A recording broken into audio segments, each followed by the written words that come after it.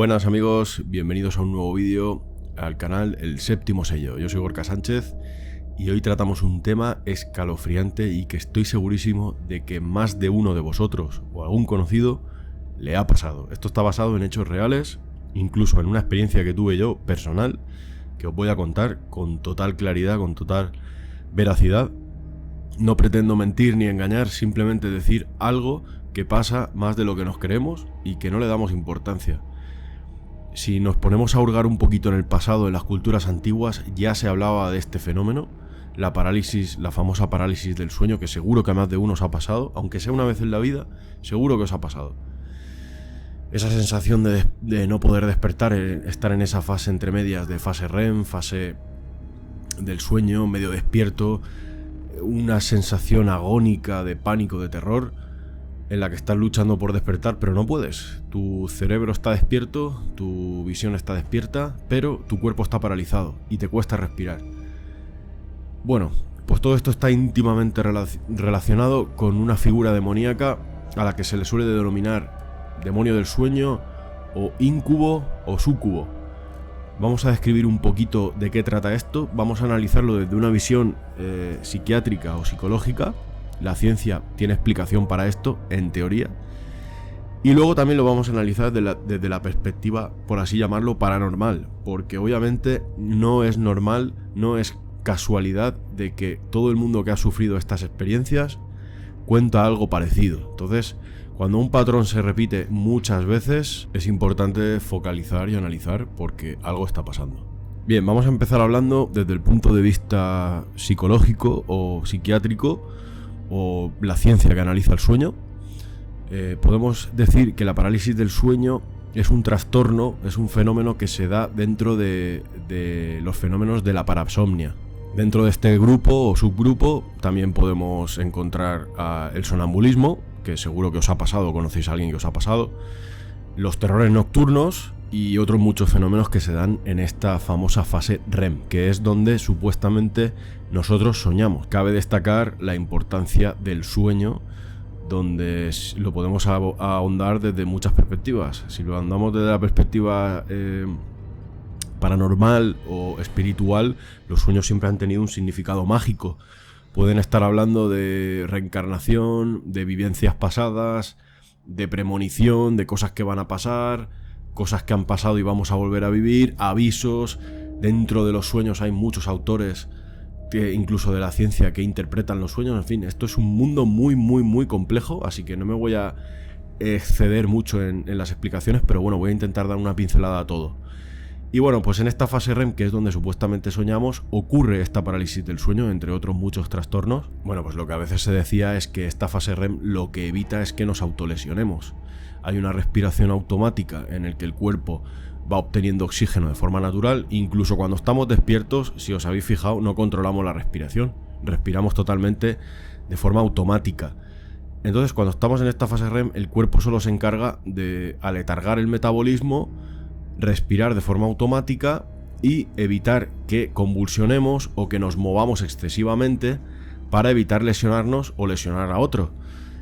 Esto se suele decir que hay muchos animales que duermen en las alturas, en los árboles y tal. Pues bueno, puede ser un estado primitivo del cuerpo que evite unos movimientos excesivos durante la fase REM para evitar pues caerse del árbol o lesionarse. Tiene sentido. A grandes rasgos y de forma muy simple os diré que en esta fase REM, que supuestamente estamos saliendo de ella cuando soñamos, porque imaginaos, bueno, vosotros lo sabéis, cuando soñáis, que muchas veces se nos olvidan los sueños, estamos saliendo de esa fase REM. De alguna forma el sueño es el precursor de despertarse. Entonces muchas veces nos despertamos desorientados o hemos tenido un sueño bueno o malo y al poco tiempo no nos acordamos. Entonces es como esa fase del prefacio antes de despertarse. Aquí el cuerpo anula o pausa muchos neurotransmisores. Y aquí es donde la ciencia habla de alucinaciones hipnagógicas. Luego están las alucinaciones hipnopómpicas, que son las que ocurren cuando te estás despertando. Y no precisamente dicen que tienes que tener un trastorno, porque estos dos tipos de alucinaciones que hemos comentado pueden ser auditivas, pueden ser táctiles, pueden ser visuales, y no quiere decir que tengas un trastorno del sueño. También están asociadas a un estrés alto de cortisol, están asociadas también a una mala alimentación, están asociadas también a los efectos secundarios de muchos medicamentos, porque no hay que olvidar que esta sociedad abusa muchísimo de los medicamentos. Y bueno, el patrón es el mismo. Gente nota sobre todo una presión en el pecho, una excesiva sensibilidad auditiva, puedes estar escuchando pasos, puedes estar sintiendo la presencia de que hay algo en la habitación, hay algo en la cama, hay algo encima tuya. Y yo, de hecho, he tenido episodios de parálisis del sueño, y los episodios que he tenido yo es de que algo me presionaba el pecho. Yo hubo una temporada que dormía boca abajo mucho tiempo, cosa que creo que no es buena, y noté ya esa presión en la espalda. O sea, ya no solo en el pecho, sino en la espalda la llegué a notar. Llegué a notar como si tuviera 100 kilos de peso presionándome lo que es la zona del omóplato. No podía respirar, no podía levantarme. Yo estaba despierto, pero no podía moverme. Es una sensación asquerosa, muy angustiosa, desesperante. Y bueno, también es muy común soñar como que te arrancan los dientes. O sea, cosas horrorosas, cosas macabras. Y si le preguntáis a la gente, siempre es lo mismo. Cada uno se le representa de una forma, pero hablan de una presencia, hablan de algo que les está haciendo daño, algo que les está de alguna forma asustando o robando la energía. Y es que no es algo casual. O sea, es que en las culturas antiguas ya se habla de esto. Y ahora voy a hacer una pequeña pincelada a lo que decían las culturas, ¿no? Las culturas antiguas, que no es casualidad, es que se repite el patrón siempre. El protagonista de este vídeo y de estos sueños tan perturbadores, tenemos que asociarlo, se le asocia con la demonología. La demonología es la rama de la teología que se encarga de estudiar y analizar los demonios. Porque sí, amigos, si supuestamente existe Dios, también existen los demonios. Y hace alusión a los orígenes de estos, la naturaleza, las cualidades. Pero lo más perturbador de esto es que estas entidades demoníacas se les relaciona con la sexualidad y su presencia en los sueños, donde ejercen el poder. De alguna forma cumplen las fantasías sexuales de los seres humanos, pero por otra les está absorbiendo la energía, les está causando un daño. Estos demonios son los famosos íncubos y súcubos. Si nos remontamos al folclore, a la mitología medieval, europea sobre todo, un súcubo, por así decirlo, es un demonio que toma la forma de una mujer. Normalmente este demonio, este súcubo, es una figura femenina muy sexual, muy sexualizada, que su víctima obviamente son los hombres. Tienen relaciones sexuales con los hombres en los sueños, siempre atacan en los sueños.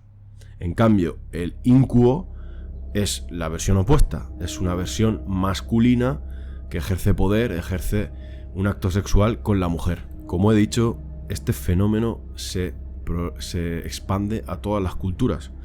Por ejemplo, en la cultura islámica hay un demonio muy similar que se le denomina como Karin o Karen, y es mencionado en varios versículos del Corán. Por la información que he podido encontrar, este Karin repudió a Dios, ¿no? También se le denomina Shaitán y es considerado como maligno, ¿no? Como un demonio que incita al ser humano a hacer el mal, ¿no? O le causa algún mal. También os sonará el nombre de Lilith, un nombre femenino asociado al demonio, a un demonio de la noche. Lilith es esta figura femenina demoníaca que ya la veíamos en la cultura babilónica, donde aquí nacen los demonios, son los demonios más famosos que hay en la cultura babilónica, y supuestamente Lilith era la primera esposa de Adán, antes de Eva. Parece ser que Lilith se rebeló contra Adán, no seguía los dictámenes de Dios y fue expulsada del paraíso. Se convirtió así en un ente maligno que repudiaba a Dios. Y bueno, pues aquí nace la leyenda de este demonio de muerte y seducción. Encontramos referencias de este demonio como en la islámica y la cultura europea más occidental en la judía. También Lilith se describe como un demonio femenino que sobre todo ataca a niños y se asocia con la noche, con la oscuridad, y es muy peligroso, es hostil. Bien, hablando un poquito etimológicamente, la palabra íncubo deriva del latín incubos, que significa pesadilla, pero también puede proceder del término incubare, que significa tumbar, pesar, criar. Incubare viene de incubar, cuando una mamá incuba sus polluelos, sus huevos. O sea, tiene sentido, porque normalmente esta figura demoníaca se aparecía sobre el pecho de la víctima. La influencia de estos demonios están asociadas con cosas bastante malas. Se habla de impotencia, se habla de falta de deseo, se habla de agotamiento mental, de incluso la locura e incluso la muerte. Aquí viene también origen de demonología y brujería, porque se decía que la unión de un demonio, un íncubo o un súcubo con una mujer o un hombre podría dar una especie de híbrido que ya nacía maldito, con alguna deformidad, o estaba asociado directamente a brujería o al demonio. Como hemos dicho, desde la antigua Mesopotamia, de Sumeria, Asiria, Babilonia, ya aparecía la figura de este demonio, de Lilith, a partir del siglo VI después de Cristo. O sea, imaginaos. Incluso hoy en día la figura de Lilith es muy utilizada con todo esto, esta corriente del feminismo y la independencia de la mujer. Incluso hoy en día podemos ver la representación de Lilith como una mujer poderosa, empoderada, pero que gira en torno a una aura de ocultismo, de fantasía, de terror, siempre rodeada de serpientes. Lo podemos ver en muchísimos videoclips de famosas. En fin, hay que tener cuidado con esto. Podemos encontrar cientos de referencias artísticas en las que se representa este fenómeno del íncubo y del súcubo. Vamos a nombrar unas cuantas que seguro que las conocéis o os suenan. Una de las más famosas es de Francisco de Goya. Lo pintó en 1799. El sueño de la razón produce monstruos. Bueno, aquí podemos ver esta figura como de un hombre que estaba trabajando, estaba durmiendo, se durmió trabajando, y aquí aparecen, saliendo de él, de su mente, de su mundo de los sueños, pues un bestiario enorme. Otra obra también interesante, El jardín de las delicias, de Hieronymus Bosch, entre el 1490 y 1510. Aquí también podemos ver, pues, esta representación, donde se entremezcla un paisaje caótico de figuras un poco fantasmagóricas, unas escenas eróticas, y se podría interpretar o relacionar con esta figura sexual, este demonio sexual, incubo o súcubo. Otra obra que me ha parecido interesante, La pesadilla, de Henry Fuseli, en 1781. Podemos ver una figura femenina recostada en el lecho mientras duerme. Esta es una de las pinturas más representativas de lo que es el fenómeno de íncubo o súcubo. En este caso, la víctima es una mujer. Pues es bastante aterrador. Es una apariencia erótica, pero la dominancia de esta especie de demonio da bastante miedo. Todas estas representaciones al final quieren plasmar la complejidad de la psique humana, porque roza lo paranormal y roza la ciencia, ¿no? Cosas que la ciencia no puede explicar. Una fascinación de lo inexplicable, explorando un poquito la mente humana, un reino, un mundo de realidad y fantasía donde converge la racionalidad con el deseo. Una representación bastante caótica de lo que simboliza el hombre y la mujer. Si seguimos contando anécdotas históricas donde aparece este fenómeno, he indagado un poquito y se ve que el mago Merlín, el famoso mago Merlín, era un fruto de esta unión entre un demonio y una víctima. Y entonces, de alguna forma, era un poquito asociado Merlín a lo demoníaco, a lo oscuro, a la brujería, ¿no? del siglo XV. Si viajamos a la cultura oriental, en concreto a Japón, también encontramos representaciones de estos demonios. Encontramos la figura de Kanashibari, en la India a los Pori, y en Inglaterra y Estados Unidos podemos hablar de este auge que hubo con las brujas, la Old Hag, y bueno, todo lo que vino después de la Inquisición y demás, todo está un poquito relacionado. Si hablamos un poquito del raciocinio, o los psicólogos o los historiadores dicen que todo este fenómeno estaba asociado a la época, ¿no? Todas esas mujeres que estaban también reprimidas sexualmente, en la que el marido siempre estaba fuera, no había una liberación sexual, por así decirlo, había mucha restricción, ya sea por la religión, ya sea por la cultura. Entonces, había como una especie de cárcel en lo sexual, y esto provocaba pues estos delirios, este estrés, ¿no? Estos fenómenos. Es importante destacar la figura del Carl Jung en 1969, cuando nos habla en su libro de Arquetipos e Inconsciente, donde se trata todo esto, ¿no? Este caos de la realidad, en la que se analiza la psicología humana. Yo no sé qué opinaréis vosotros. Yo sí que os puedo decir que tuve una experiencia personal en la que yo pude contemplar, no en mi caso, pero sí en el de una persona. No voy a dar datos personales, pero yo sí que tuve una experiencia personal, y os soy totalmente franco, donde pude ver a una de estas figuras sobre el pecho de una chica, y os puedo asegurar que no he sentido más miedo en mi vida. Os puedo decir que yo estaba completamente despierto y se generó una aura en la que parecía que el tiempo se había detenido, y fueron cuestión de segundos. En cuanto yo me percaté de él, él se percató de mí, y os puedo asegurar que es una figura demoníaca oscura sobre el cuerpo de una chica. Una figura demoníaca masculina, negra, con unos ojos que daban miedo. Por eso digo que yo sí me creo este fenómeno, yo sí me creo esta figura, porque la he visto. Ya cada uno, yo respeto la opinión de todos. Yo era una persona muy escéptica hasta que ciertas cosas me han hecho cambiar el chip. Y os puedo asegurar que estas cosas existen. Ahora, que tú no creas en ellas o que seas escéptico no te va a librar de ellas. Que la ciencia tiene casos clínicos explicables y que desmontan esto, claro. De hecho, mira, os voy a leer un caso en 2018, el Industrial Psychiatry Journal, un caso de un chico de 18 años que decía ser agredido sexualmente por las noches mientras dormía por una bruja, una figura femenina. Bueno, pues tras unos análisis se descubrió que este chico padecía esquizofrenia. Entonces, tras un análisis clínico, se descartó la parasomnia y, bueno, pues con la indicada medicación estos fenómenos se detuvieron. Pero que haya personas con problemas mentales no quiere decir que estos fenómenos no existan. La ciencia puede explicar o puede descartar ciertos casos, pero hay muchísimos casos. Yo estoy seguro que vosotros conocéis casos, ya sea de parálisis del sueño o de fenómenos de incubos o súcubos. Seguro que conocéis a alguien.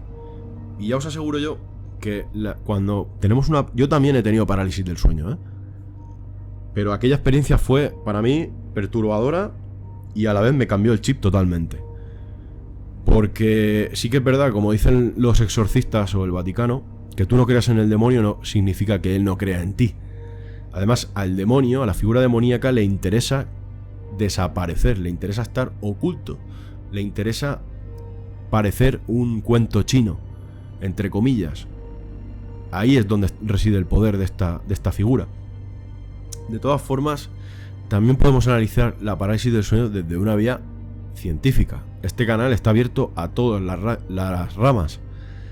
Hay que ahondar el conocimiento desde todos los puntos de vista. Y ahí ya cada uno que saque sus conclusiones. La parálisis del sueño obviamente tiene una connotación científica que se puede explicar. Esta fase REM que hablábamos al principio del vídeo, donde el cuerpo no ha acabado de despertar, hay una parálisis motora, y ahora os pondré un vídeo donde este chico está intentando despertar. Como os fijáis, la respiración se ha acabado, no puede respirar, no le llegan aire a los pulmones, y el cerebro, desde una perspectiva de sobrevivir desesperada, le envía al cerebro unos receptores. Bueno, yo no soy neurólogo, pero sí que se puede decir que el cerebro actúa de forma, te pone en una situación tensa, de pánico, de miedo, de angustia, para que tú despiertes y salgas de esa fase REM y puedas respirar, porque obviamente el cerebro no puede estar más de 3 o 4 minutos sin respirar. Entonces, cuando hay esta apnea del sueño, el cerebro actúa de forma automática para que el cuerpo despierte y salga de esa fase REM. Hay parálisis del sueño que duran segundos, pero es que hay parálisis del sueño, por lo que sea, esa persona le cuesta respirar y entra en apnea, hay parálisis del sueño que duran minutos Imaginaos la angustia de no poder respirar.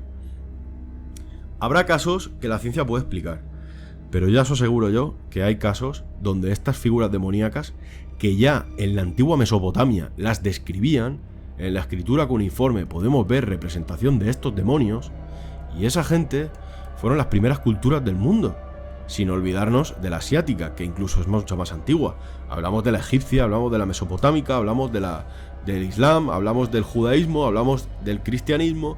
Siempre se representan estos demonios. Entonces vamos a tener un poquito de la mente abierta y oye, a lo mejor no es tan leyenda como parece, porque hay muchísimos casos en los que la gente sufre estas cosas y las sufre en silencio, como las hemorroides, para meterle un poquito de humor al vídeo. Pero sí, amigos, estas cosas existen, independientemente de si creamos o no. Hay ciertas energías, ciertos entes que se alimentan del sueño. Ya cada uno que saque sus conclusiones. Os agradecería muchísimo que en los comentarios me pusierais si habéis tenido alguna experiencia de este tipo, si conocéis a alguien que haya sufrido esta parálisis del sueño o estas experiencias con incubos o súcubos. También hay que decir que el cuerpo humano, sobre todo en los varones, hablando un poquito de anatomía y fisiología, obviamente el semen de un varón se tiene que vaciar y recargar. Es así, los testículos generan semen muy rápido. Muchas veces está asociado esta figura caótica sexual con el propio cuerpo del hombre expulsa el semen. Es lo que se denominaban los sueños húmedos en la Edad Media, en la que el hombre se despertaba con la ropa interior mojada. Obviamente el cuerpo, cuando no libera los espermatozoides que se han acumulado, el cuerpo los expulsa naturalmente. Y ahí viene estos sueños húmedos, se le puede asociar a la leyenda del incubo súcubo, estos sueños sexuales por la falta de actividad sexual, en fin. Puede tener una explicación fisiológica, científica, pero no hay que obviar la realidad de que hay muchos casos de que estas experiencias existen y están relatadas y la ciencia no puede explicar. Así que nada, amigos, me apetecía mucho traeros este vídeo. Independientemente si sois escépticos o no, me gustaría saber vuestra opinión, compartirlo, darle like si os ha gustado y nada, nos vemos en el siguiente vídeo. Un abrazo, amigos, y gracias.